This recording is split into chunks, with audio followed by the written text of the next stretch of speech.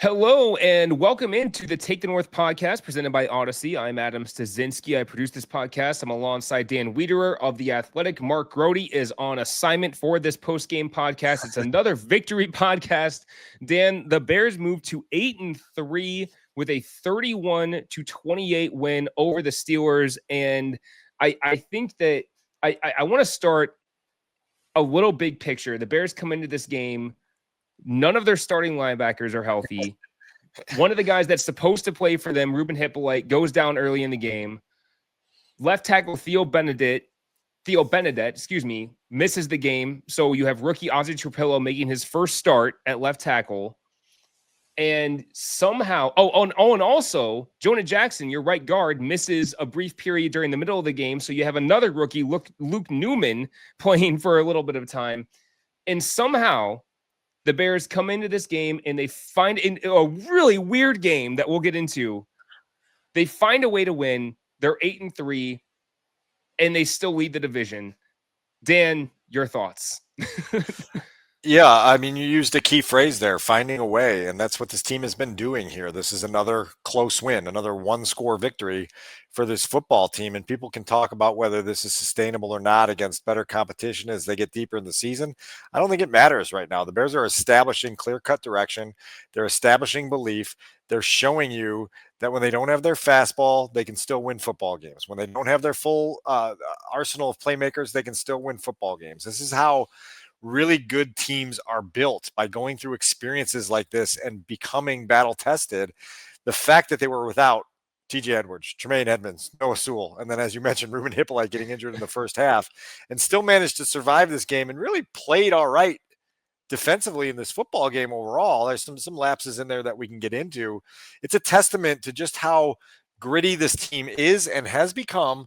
And talking to players in the locker room, they said, listen, this is all about a standard that was set from the first day we got together for practice back in the spring, that there is no excuses anywhere, that there's a standard that needs to be upheld no matter who's on the football field, and they're intent on upholding it. And to this point, they've won 8 of their last 9 games, and I think we would all agree that they've established themselves as one of the surprise stories in the entire league. They definitely have. And, as I mentioned, they're guaranteed to still be in first place in the division. Actually, well, they are, because all the other division teams have played. So they're still in first place in the division. They have a chance, depending on the results of this Eagles-Cowboys game this coming Friday, to play for first place in the NFC, depending on how things go there. Right. I mean, we'll cross that road when we come to it. Let's go ahead and I want to dial in a little bit on that depleted defense that we talked about there. You have Ruben Hippolyte, who we said left the game early. We mentioned all their linebackers are hurt. You have Abon Ogbongbemiga. Did I get that right? I think I got that right. Abon Ogbongbemiga comes into this game, who has pretty much been a special teams player this season. I don't know how many defensive plays he's actually had so far this year. He ends up with 14 combined tackles. And I'll tell you, man, him and DeMarco Jackson, who was their middle linebacker for this game, wore the green dot, as Ben Johnson said post-game. They played their asses off, I thought. I mean, it wasn't always pretty, especially early in the game. It seemed like the Steelers really had the linebackers' heads on a swivel, a lot of sideways passes and screen passes. But once they settled in, and Dennis Allen, I think, probably made some nice adjustments and got things a little more settled, I thought those linebackers played their asses off. And first, go ahead. I was just going to say, first career start for DeMarco Jackson, and he was up to the challenge. I thought probably the most significant play he made came in the third quarter. The Steelers are in a third and short situation, and he reads and reacts quickly to a check down in the flat to Kenneth Gainwell, stops it for a loss of 1. That was, I think, the 9th of his 15th tackles in the game. And it's just a huge moment from a guy who knew he had to be ready. Ogbongbemiga, he comes into this game expecting to kind of be playing here and there, but behind Hippolyte, and then he gets thrust into a more heightened role. He missed the first 9 weeks of the season as he was recovering from a serious knee injury.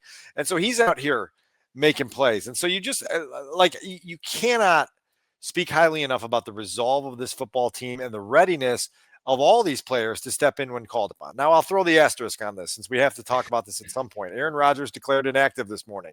Right. And so it changes the dynamics of this game. And I'm not sure that we're doing the same post-game pod if Aaron Rodgers is allowed to go up against a Bears defense that's missing all those linebackers. I think he might have been able to find 3 or 4 more answers than Mason Rudolph found today and may have been able to push the Steelers over the hump. But that's neither here nor there. That didn't happen. Aaron Rodgers, I think he flipped off ESPN cameraman early in the day. I haven't seen if that's been circulating on social media, but I did see some photos down in the tunnel from some folks that witnessed that early in the day.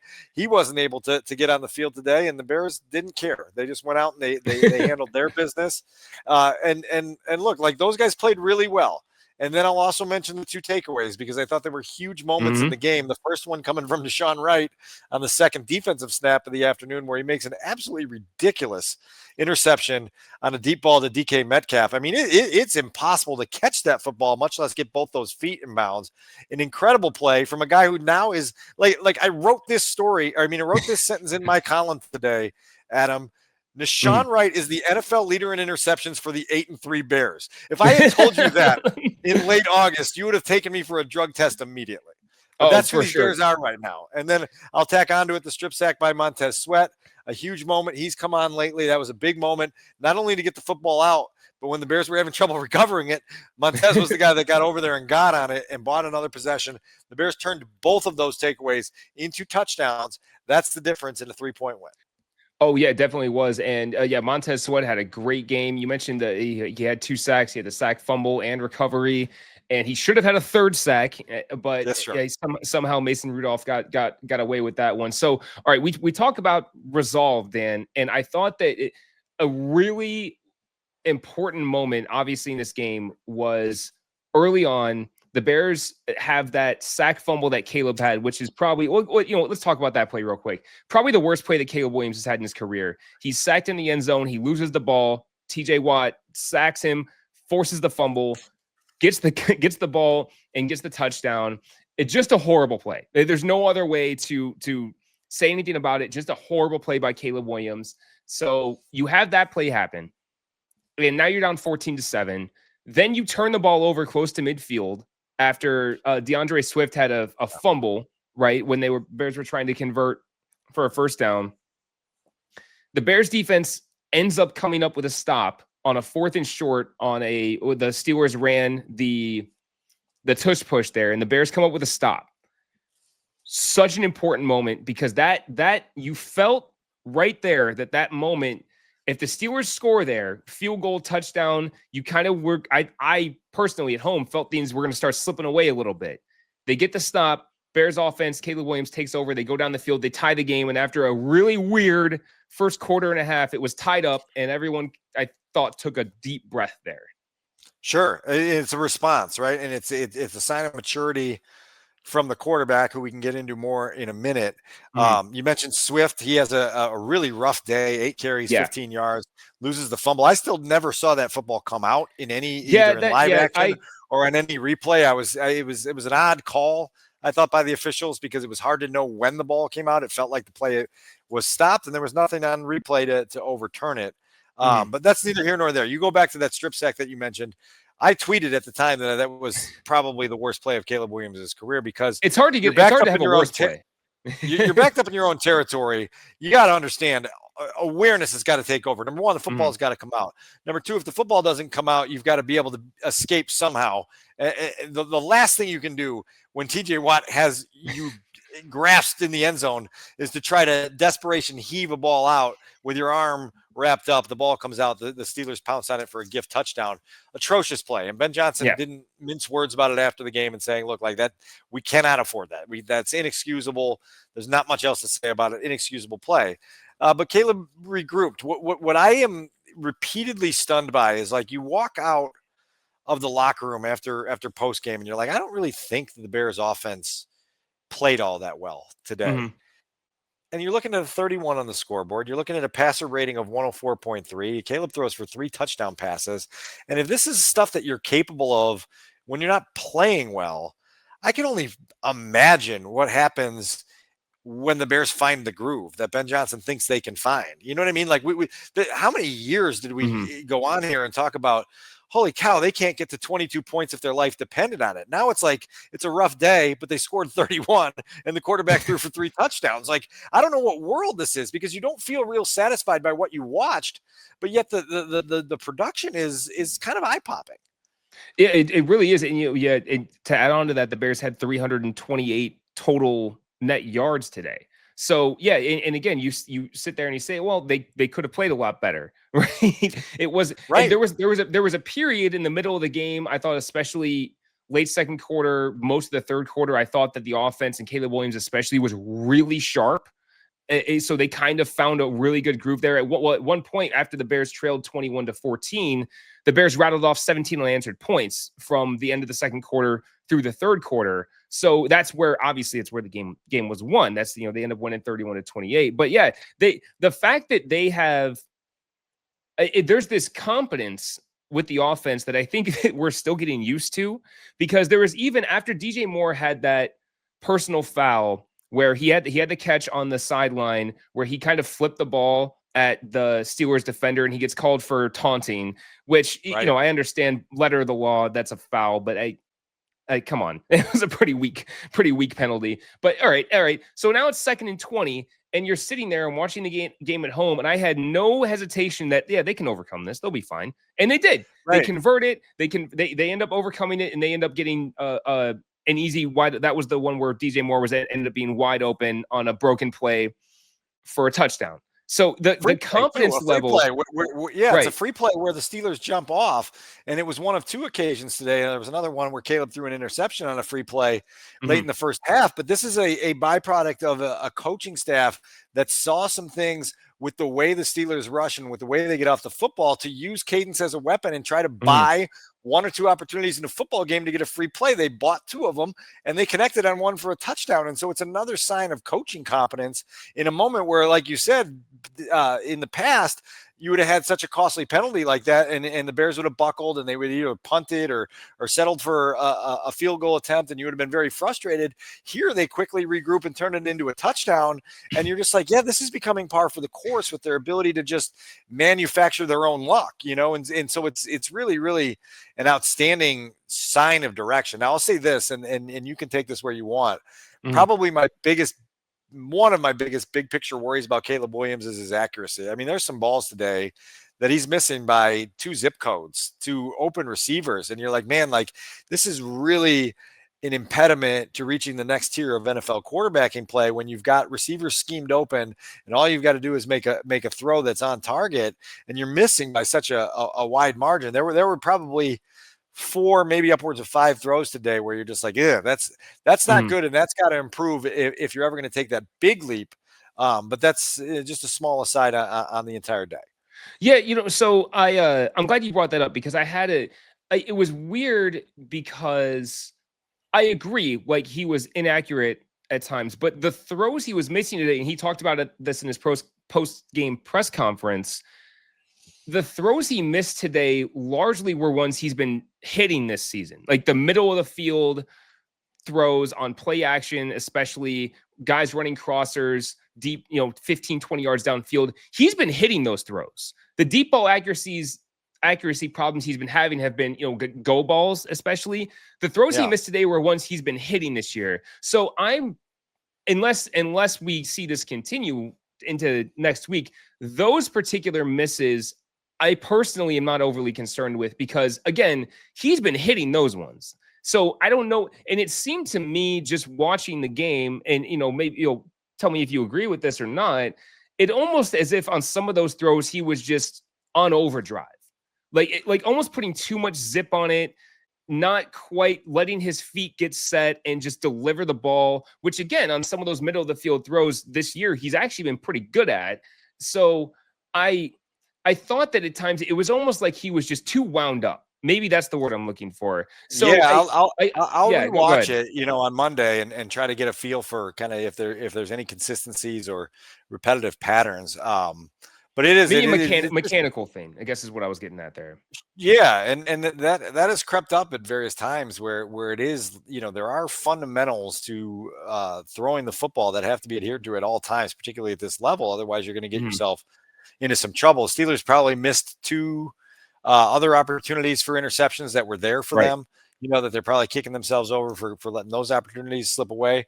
The Bears aren't letting those opportunities slip away from them, which is the difference between, really an 8-3 football team and a 6-5 football team right now. Is you're able to make the one or two plays that come your way, and you don't have to spend the post game talking about, oh man, if we had that one. Like the Bears are capitalizing on those breaks, particularly defensively, and so.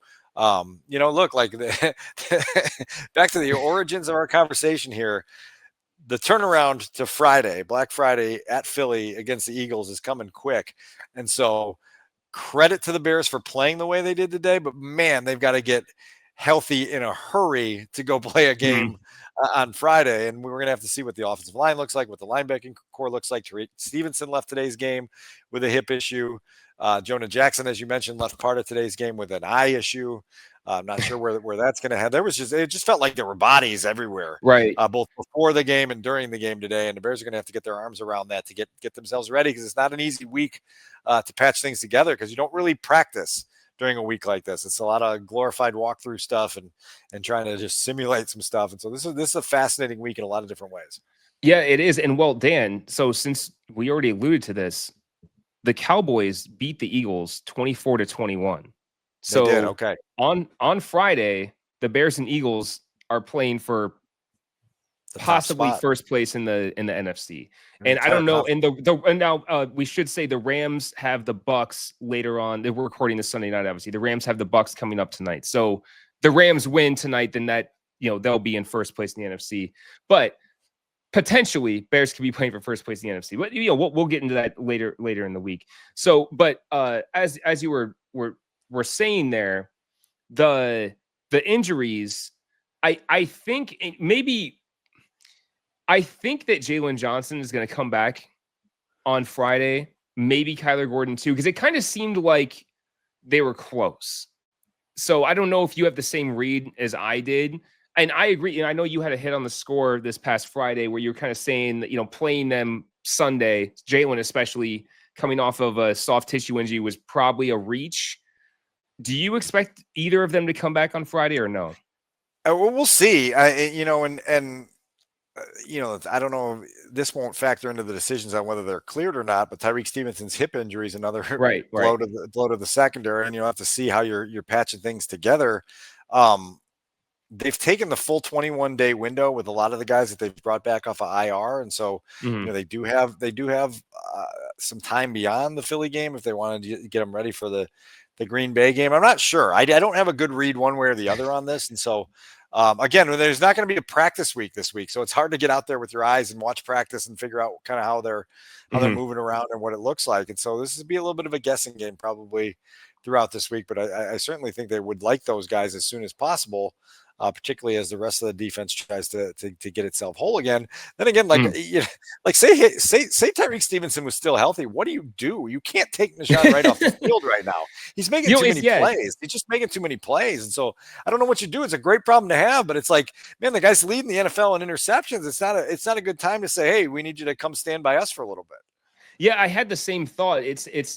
So yeah, again, you say Tyreek Stevenson's healthy. And obviously, Jalen Johnson, Pro Bowl player, probably still the Bears' best overall player. You're playing him. What do you do with Nahshon Wright? Yeah, that's a great problem to have. But the problem might be answered for them if Tyreek Stevenson can't go on Friday and Jalen is healthy, right? So we'll see how that unfolds over the next 5 days or so.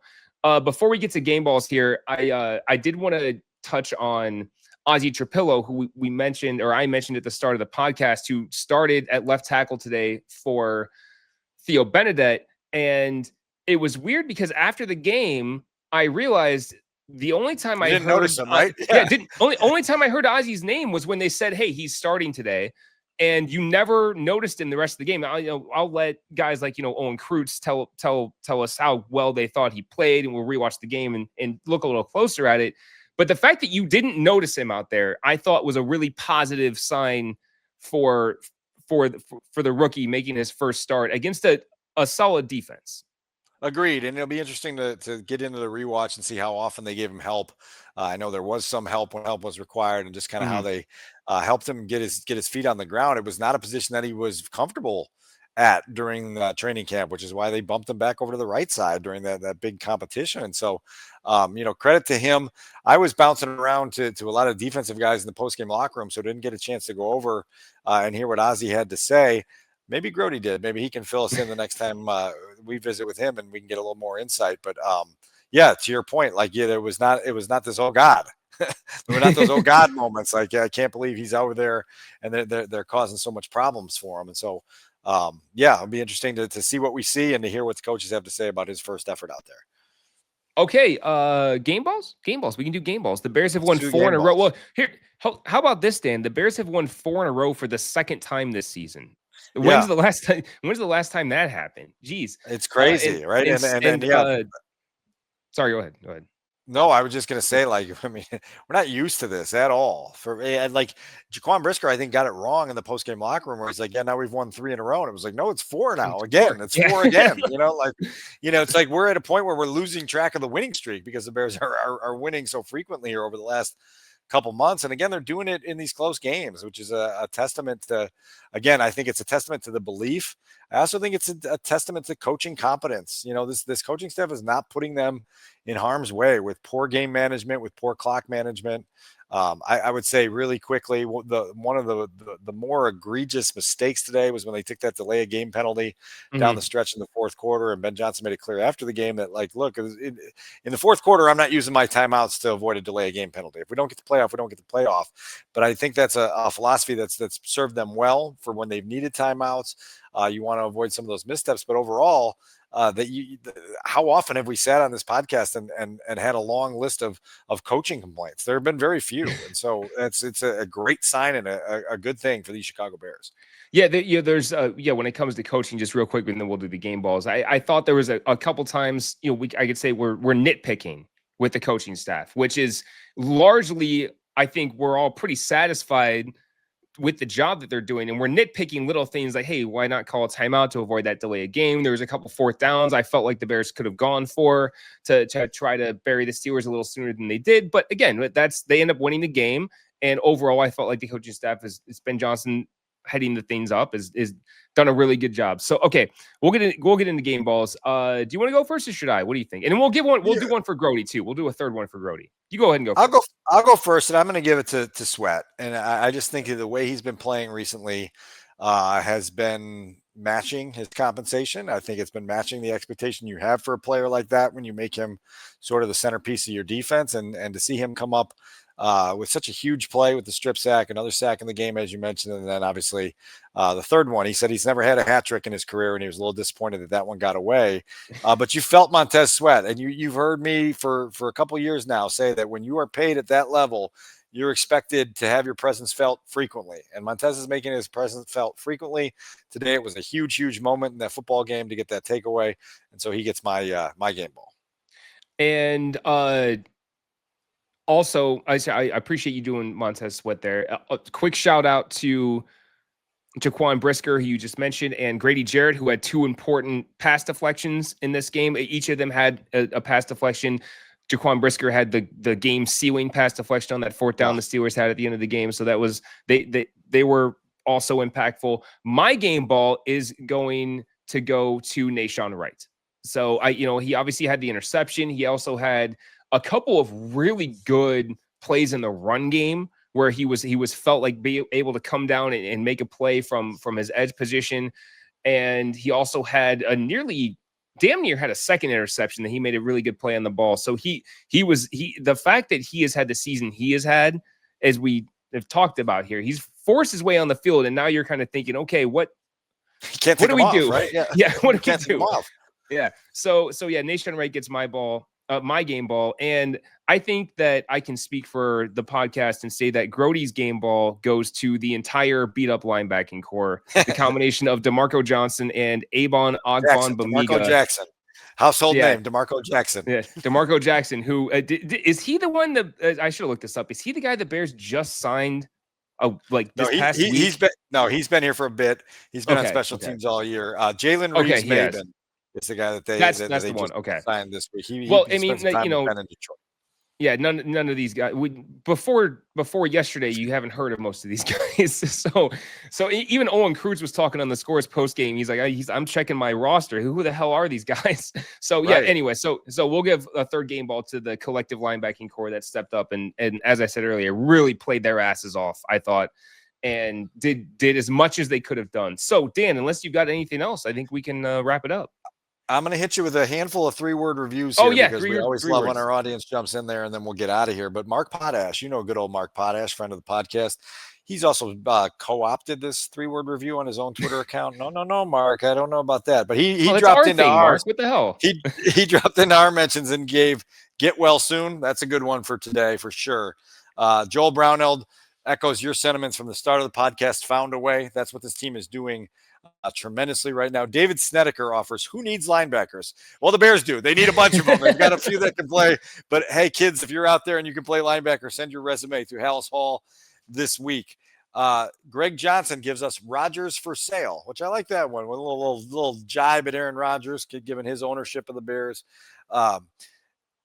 Lefty Collins drops in, Ben is better. Goes to what we just talked about. The Bears have a head coach that is making everybody feel pretty good. Ridiculous Brad offers good, better, best. Why not? Let's offer those after every single Bears win this season. That's become a great thing. Greg Elkin with something we haven't talked about yet on this episode. More of that. More spelled Moore. That's DJ Moore's first 2-touchdown game of the season. Good for him getting his playmaking to work off. 2 more here. Jason Crump gives us survive and advance. That is what these Bears have been doing week after week after week for the last 10 weeks. And then James Hardman, he says Chili Willy win. I don't know what that one means. Chili Willy. Yeah, we'll figure that one out. And then Eric Clayton says, this is almost ironic, but he gives us little less stressful. Yes, it did not come down to the final play of the game. Yeah. The Bears got to stop with like 40 seconds left, and they had the lead for a good portion of the second half, so it felt less stressful. It was still a 3-point win that required a defensive stop on the last possession, but for these Bears, that somehow qualifies as a little less stressful. It was less heart-stopping than the last couple of weeks. Technically true. So, and you know what? Yeah, real quick, because you mentioned him there, and we didn't hardly say his name at all in this podcast. DJ Moore had a pretty good game, 5 catches on 7 targets, 2 touchdowns. That 25-yarder we did mention on a free play where he was wide open in the end zone. So DJ Moore played pretty well today. So there you go. Shout out to DJ. And with no further ado, we'll go ahead and wrap things up. Again, the Bears win. They move to 8-3 on the season. They stay in first place in the NFC North. Depending on how things go as we record this podcast here ahead of the Sunday night game, depending on how things go with the Rams and Bucks, it's possible the Bears play for first place in the NFC. Crazy. Dan, I can't believe we're saying that. Can you imagine a year ago? Can you imagine a year Thanksgiving ago? Weekend. Thanksgiving weekend. Yeah. I mean, please send that telegram to my hotel room in Taylor, Michigan when I left Ford Field last year on Thanksgiving night and say, Dan, take a deep breath. A year from now, the Bears will be in first place heading to Philly for a showdown with the Eagles. Unfathomable a year ago. Yeah. But here we are in the present tense, and the Bears are still winning. Hey, and also we're 1 win away from the C word, Dan. 1 win away from the C word. So we're getting closer. Again, I had to clarify this on the Score the other day. The C word rhymes with vulture. Thanks, folks. Yeah, glad you clarified. Okay, so for Dan Wiederer of The Athletic and for our friend Mark Grote, our other host, Mark Grote, who again has had other obligations tonight, I am Adam Studzinski. This is the Take the North podcast. Bears win once again. They're 4th in a row. They're 8-3. They're in first place in the NFC North. And we will catch you next time on the Take the North podcast. Great talk. See you out there.